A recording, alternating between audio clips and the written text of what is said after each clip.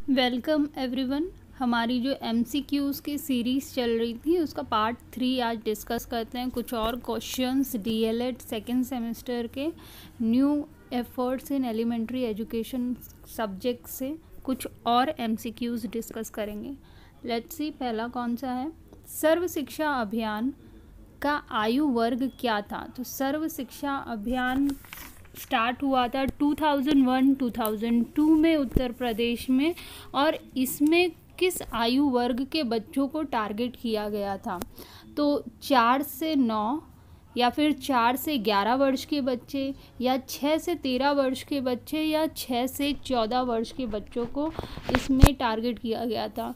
तो हमारा आंसर है 6 to 14 ईयर्स के जो बच्चे थे, 6 से 14 वर्ष के बच्चे जो थे उनको टारगेट किया गया था और उनको सभी सुविधाएं देने की बात कही गई थी सर्व शिक्षा अभियान में। सर्व शिक्षा अभियान किस कक्षा वर्ग के बच्चों के लिए था? तो किस क्लास के लिए था? 1 to 8 के लिए था, या 2 to 6 के लिए था, या 1 to 6 के लिए था, या इनमें से कोई नहीं?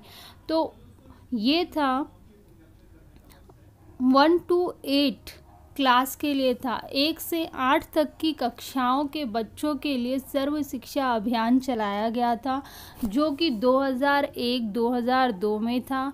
इसमें 6 से 14 वर्ष के बच्चों को टारगेट किया गया था। नेक्स्ट है,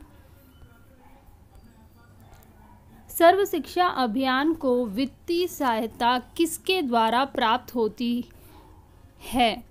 तो सर्व शिक्षा अभियान जो था उसको वित्तीय सहायता, फाइनेंशियली हेल्प कौन करता था? केंद्र सरकार, राज्य सरकार, या दोनों, या इनमें से क्या, या सिर्फ केवल ए? तो इसको दोनों फाइनेंशियली हेल्प करते थे, या फाइनेंशियल हेल्प इनसे केंद्र सरकार व राज्य सरकार दोनों से ही मिलती थी। ज़्यादातर प्रोग्राम में आप देखेंगे कि केंद्र सरकार व राज्य सरकार दोनों मिलके ये अभियान चलाते हैं। सारे majority of the programs are being run by both the central government and the state government. Next, NPEGEL योजना भारत के उन राज्यों में संचालित की जा रही है जहां, अच्छा, ये NPEGEL क्या था? National programme for education of girls at elementary level. ठीक है, नेशनल प्रोग्राम था एलिमेंट्री लेवल पे गर्ल्स एजुकेशन के लिए। ठीक है, तो भारत के उन राज्यों में संचालित की जा रही है। जो क्षेत्र थे ये प्रोग्राम के लिए, वो कौन से क्षेत्र थे?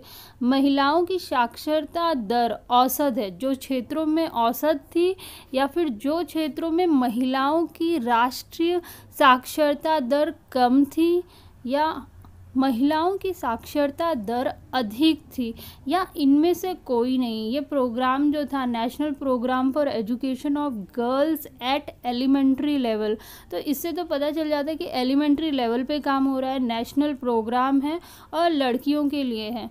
तो इसमें कैसी लड़कियों को टारगेट किया जाता था, या कौन से एरिया को टारगेट किया जाता था? जहाँ औसत दर है नहीं, जहाँ अधिक है साक्षरता दर नहीं, इनमें से कोई नहीं। महिलाओं की राष्ट्रीय साक्षरता दर जहाँ पर कम होती थी उसी एरिया को टारगेट किया जाता था, और वहाँ पर ये प्रोग्राम चलाए जाते थे। स्कूल चलो अभियान किस कक्षा तक के बच्चों को आकर्षित करने की योजना थी? तो स्कूल चलो अभियान जो हमारा था वो कौन से क्लास के बच्चों को टारगेट करता था? 1 से 8 तक के बच्चों को, या 6 से 11 तक की कक्षा के बच्चों को, या नर्सरी से 5वीं क्लास तक के बच्चों को, या 2 से 5 तक की क्लास के बच्चों को? तो ये टारगेट करता था 1 to 8th क्लास के बच्चे जो है उनको टारगेट किया जाता था स्कूल चलो अभियान के तहत। स्कूल चलो अभियान अंग है, ये किसका पार्ट है, किस प्रोग्राम का पार्ट है? तो साक्षरता प्रोग्राम का पार्ट है, सर्व शिक्षा अभियान का पार्ट है, या मुक्त विद्यालय शिक्षा का पार्ट है, निरक्षरता का पार्ट है, इन सब में से क्या आंसर है? तो स्कूल चलो अभियान सर्व शिक्षा अभियान का पार्ट है। सर्व शिक्षा अभियान जो प्रोग्राम था उसी के अंतर्गत स्कूल चलो अभियान चलाया गया था और बच्चों को अट्रैक्ट किया गया था स्कूलों की तरफ। कस्तूरबा गांधी विद्यालय योजना संबंधित है, तो ये कस्तूरबा गांधी जो विद्यालय योजना थी वो किससे संबंधित है? प्राथमिक शिक्षा से, उच्च प्राथमिक शिक्षा, प्राथमिक बालिका शिक्षा या माध्यमिक शिक्षा से? तो जो ये कस्तूरबा गांधी की बात की जाए तो ये थी प्राथमिक बालिका शिक्षा से प्रेरित थी। प्राथमिक बालिका की शिक्षा के लिए ये प्रोग्राम चलाया गया था। ये एक आवासीय योजना थी। कस्तूरबा गांधी में रहने की जगह दी जाती थी और बच्चे उसमें पढ़ते खाते पीते रहते थे। उन लोगों के लिए थी जिनके लिए ट्रैवलिंग इम्पॉसिबल थी या डिफ़िकल्ट थी। क्यों? क्योंकि रोड अच्छी नहीं है या फिर उनके जो पेरेंट्स होते हैं, कुछ बंजारे जो होते हैं, वो अपने बच्चों को नहीं पढ़ा पाते। क्यों?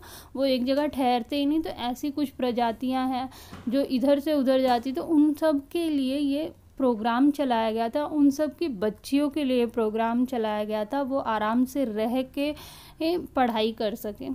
तो ये प्राथमिक बालिका शिक्षा से संबंधित है। कस्तूरबा गांधी बालिका विद्यालय में प्रवेश देकर किस कक्षा तक की शिक्षा दी जाती है?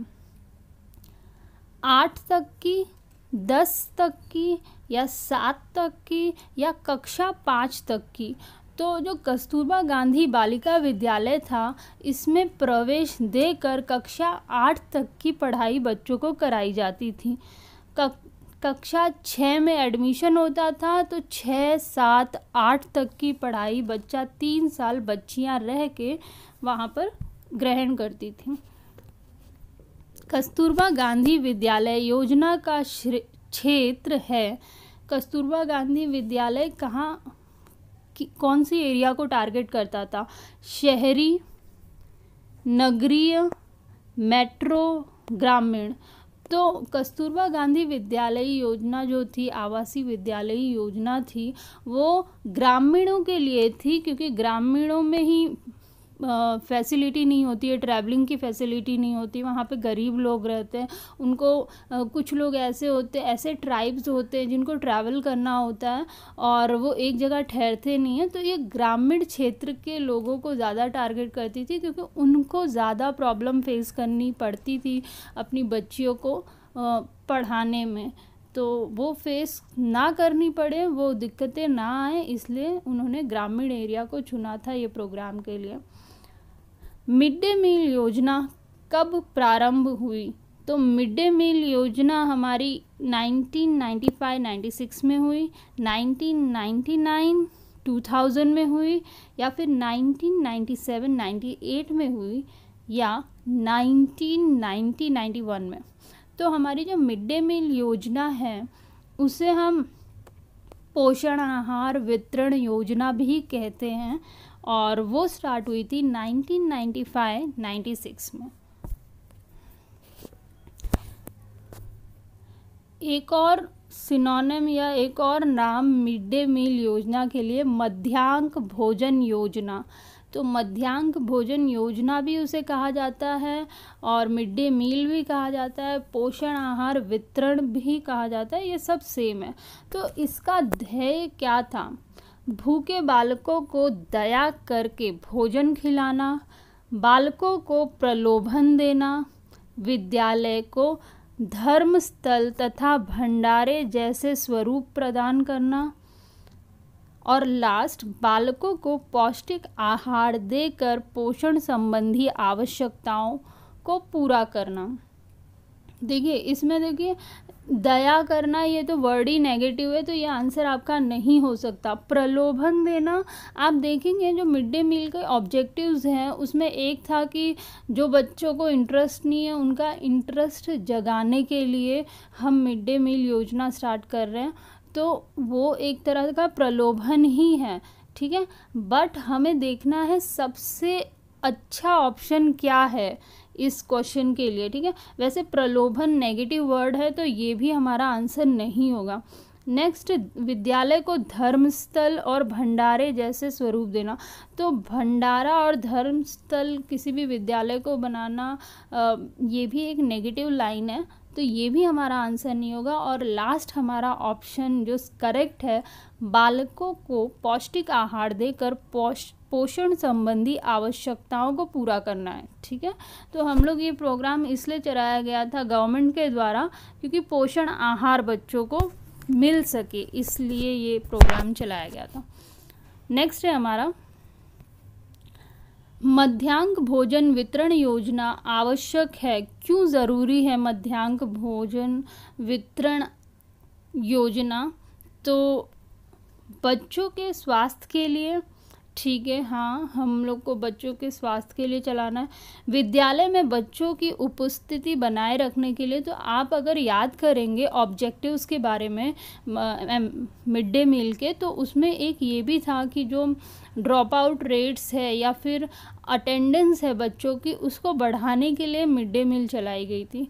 तो ये भी एक हद तक सही है कि विद्यालय में बच्चों की उपस्थिति बनाए रखने के लिए, पढ़ने में रुचि बनाए रखने के लिए, तो हमने ये भी डिस्कस किया था कि इंटरेस्ट, बच्चों का इंटरेस्ट, पेरेंट्स का इंटरेस्ट स्कूल के प्रति बढ़ाने के लिए मिड डे मील योजना स्टार्ट की गई थी। तो ये तीनों ही करेक्ट आंसर है और हमारा आंसर होगा उपरोक्त सभी, ठीक है। आज के लिए इतना ही। Thank you for watching.